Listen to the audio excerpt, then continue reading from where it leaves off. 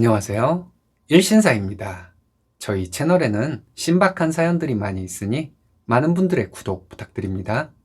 이번 사연은 결혼 후 딴소리하는 남편과 요구사항 많은 시댁 식구들을 거짓 취급해주고 이혼 소송 중이라는 분의 사연인데요. 함께 보시겠습니다. 안녕하세요.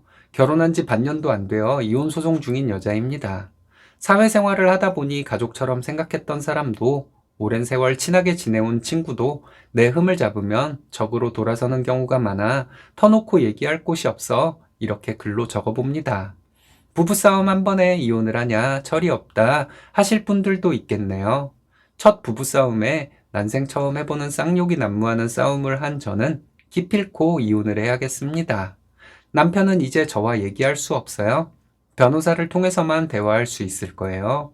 그동안 참 거지근성 참신하게 보여주는 시댁 식구들 때문에 많이 힘들었습니다. 신혼집에 주기적으로 쳐들어오는 또라이 같은 남편 친구들까지 참아주며 살다가 위험까지 생겼네요. 생각 같아서는 남편의 본명을 적어버리고 싶습니다. 남편과 일적으로 만났고 거의 3달간 남편이 한번 만나보자 해서 만나게 되어 사귀게 되었습니다. 남편이 저에게 프로포즈를 했을 때 저는 바라는 것은 단 하나라고 했습니다. 내가 결혼해서 나가 살게 되면 혼자 사시게 될 우리 엄마 끝까지 챙기고 모시고 사는 거. 결혼하고 바로 모시고 살자는 것은 아니었고 타이밍 봐서 그렇게 하자는 것이었어요. 시부모님이 반대하실 수도 있고 당신이 싫을 수도 있겠지만 나는 이거 하나는 확실히 해줘야 한다고 안 될 것 같으면 얘기해달라고 무리한 조건 말하고 있다는 거 나도 알고 있고 너무 미안하다고 했습니다. 남편은 자기만 믿고 걱정 말라 하더군요. 그런데 이제 와서 저보고 엄마밖에 모르는 마마거리라고 합니다. 프로포즈 할 때 당황해서 대답을 그렇게 한 것이었답니다. 남편에게 고마워서 저는 남편이 원하는 것이면 다 해주었어요. 게임하는데 재밌게 하라고 풀옵션 컴퓨터를 사주었더니 친구들에게 게임 돌리는데 렉 한 번 안 걸린다고 신나게 자랑하더군요. 남편은 결혼하고 얼마 안 되어 직장 상사와 싸웠다고 저에게 말도 없이 회사를 그만두었습니다. 결혼 전에 남편이 그 상사와 함께 일하는 것이 너무 힘들다고 했을 때 저는 조금만 참으라고 했어요. 내가 아기 낳으면 작은 카페 하나 차려서 살자고 했거든요. 결국 남편은 도저히 힘들어서 못 해먹겠다고 네가 돈 잘 버는데 자기는 집에서 쉬면 안 되겠냐고 하며 조금만 쉬면서 일자리 구하겠다고 하더군요. 알겠다고 했습니다. 남편은 일을 쉬면서 설거지나 빨래 개는 일 같은 것들을 못하는 척을 해서 결국은 제가 하게 만들었던 거죠. 시어머니는 제가 엄마와 둘이 살았다는 이유로 처음부터 계속 못마땅해 하셨습니다. 상견례 자리에서 저희 엄마와 둘이 살았던 것을 들먹이며 별로 마음에 안 든다는 뜻을 내비쳤어요. 그러고는 엄마와 제가 사간 선물들은 챙겨가더라고요. 차 트렁크에 던지듯이 챙겨서 그날 시댁 식구들 몰려와서 제가 내는 돈으로 밥 먹고 갔을 때 저희는 시댁 식구들 수대로 선물을 챙겼네요. 결혼 후에 막내 신우가 술에 취해 얘기해 주더라고요. 그렇게 못마땅하게 여기다가 제 직장과 저희 엄마 부동산 얘기 듣고 시어머니는 남편에게 저와 얼른 결혼하라고 했다는 거. 결혼하고 나서부터 제 월급날은 어떻게 하셨는지 시어머니는 월급날 아침에 돈을 입금해달라고 문자가 왔습니다. 제 월급 이상의 돈을 입금하라고. 신우들은 저에게 차를 사달라, 명품백을 사달라 하더군요. 태도는 물론 당당했습니다. 신우들이 예쁘면 정말 예쁜 여동생처럼 보인다면 사줄 수도 있죠. 근데 맡겨놓은 물건 내놓으라는 듯 사달라 하니 사주서는 안 되겠다는 생각만 들었습니다. 이런 일들을 견디며 산 이유는 단 하나였습니다. 남편이 우리 엄마를 평생 함께 책임져 주겠다고 한 것 말이죠. 그래도 이건 아니다 싶을 정도의 만행들을 겪고 있는 와중에 사건이 터져버렸네요. 저희 엄마와 함께 살게 되면 엄마가 사용할 방이 있는데 어느 날 남편은 그 방을 둘째 신우에게 줄 것이라고 하더군요. 저희 엄마 들어와 살아도 되냐고 물었을 때 조금만 기다려달라고 하더니 결국은 이런 일이 생겨버렸죠. 우리 엄마가 쓸 방인 거 모르고 하는 소리냐고 했더니 저에게 적반하장으로 막 화를 내더군요. 남편 말을 무시한다는 둥 이러면서 개소리만 하길래 마지막 이성의 끈을 붙잡고 얘기했습니다. 아가씨에게 똑바로 전하라고. 나 아가씨와 안 친하니까 친한 척하지 말고 나한테 이것저것 요구하지도 말고 우리 집에 들어와 살 생각도 하지 말라고요.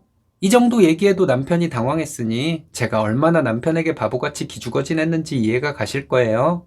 남편은 지금 비어있는 방인데 둘째 신우가 와서 좀 살면 어때서 이러냐? 가족인데 그것도 못 해주냐 하는데 이 사람은 자기 아쉬울 때만 가족을 들먹이는 사람이었습니다. 내가 우리 엄마 쓰게 하려고 그 방 꾸며놓았는데 무슨 개소리냐? 우리 엄마 모시기로 했으면서 이제 와서 딴소리냐? 이런 소리를 했더니 남편은 자기한테 개소리라 했다고 개거품을 물고 저에게 욕을 하더군요. 그래서 미친 거지들 같은 너네 엄마 동생년들 다 지긋지긋하니 여기서 끝내자 했습니다. 그 후로는 서로 쌍욕을 하며 싸우기 시작했어요. 저는 태어나서 이런 식으로 싸워본 적은 처음이었습니다. 그러다가 제가 너는 가족 어쩌고 하면서 우리 엄마는 가족도 아니냐? 네 여동생 그 방에 들어오면 우리 엄마는 모시고 살 수나 있는 거냐? 했더니 그 얘기는 프로포즈 할 때 자기가 당황해서 한 약속이라 하더군요. 그럼 우리는 여기서 끝이라고 했더니 소리를 지르고는 나갔습니다.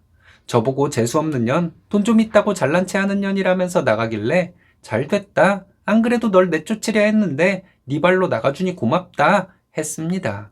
남편은 저에게 미친년아 드라마 좀 그만 봐 이러고는 나가버렸습니다.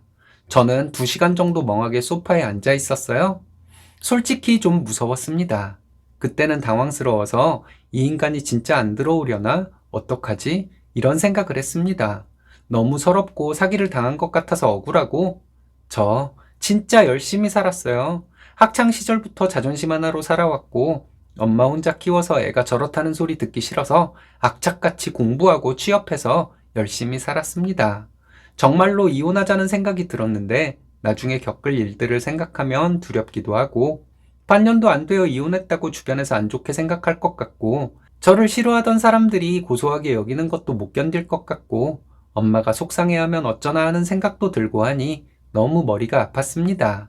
그런데 한편으로는 결혼한 지 얼마 안 되는 동안 이런 일들을 겪었는데 평생 더 심해지면 심해졌지 나아질 것 같지는 않다는 생각도 들었어요. 엄마를 모시고 안 모시고를 떠나서 평생 이런 남자와 살면서 거지들 수발이나 들며 사느니 이혼녀 딱지 붙이고 사는 것이 나을 것 같다는 생각이 들었습니다. 다음날 월차를 내고 제 짐을 챙겨서 저도 그 집에서 나왔습니다. 어차피 이사할 집이니 살림살이들은 전부 처리해버렸고 엄마 집에서 지내면서 집을 내놓았어요. 비번 바꿔놓았고요. 그리고 변호사를 알아보았습니다. 엄마가 이런 경우에는 협의가 안 될 것이라고 소송으로 하는 것이 최선이라고 했거든요. 남편에게 계속 연락이 오는데 하나도 안 받았어요. 문자와 톡이 왔지만 익십해버렸고요. 직업 특성상 핸드폰을 안 볼 수가 없는데 점심시간에 남편한테 문자가 왔습니다. 회사 앞이라고 만나서 얘기하자고요. 쳐들어와서 진상 떨까봐 어느 카페에서 기다리라고 했어요. 일부러 회사에서 좀 먼 곳으로 장소를 잡고 점심시간에 가서 만났습니다. 남편은 거짓대 같은 시댁 식구들에게 코치를 받고 왔나 봐요. 제가 기싸움을 하고 있다고 착각을 했는지 계속 헛소리를 하더라고요. 저는 아무 말도 하지 않고 쳐다보고만 있었습니다. 1시간 가까이 혼자 떠들어대는데 저는 점심시간 끝나서 가겠다고 했습니다. 남편은 이대로 끝낼 거냐고 하더군요. 저 딱 한마디 하고 나왔습니다. 당연하지. 남편은 길거리까지 쫓아나와서 더 얘기를 하자고 하는데 실갱이 하다가 겨우 사무실로 돌아갔네요. 며칠간 시어머니와 신우들에게 전화가 오더군요. 안 받았더니 계속 문자가 왔습니다. 시어머니는 네가 조금만 참고 살아라. 남자는 원래 철이 늦게 든다. 이러고 신우들은 제가 잘못했어요. 언니가 해준 거 전부 알바를 해서 갚을게요. 이러더군요.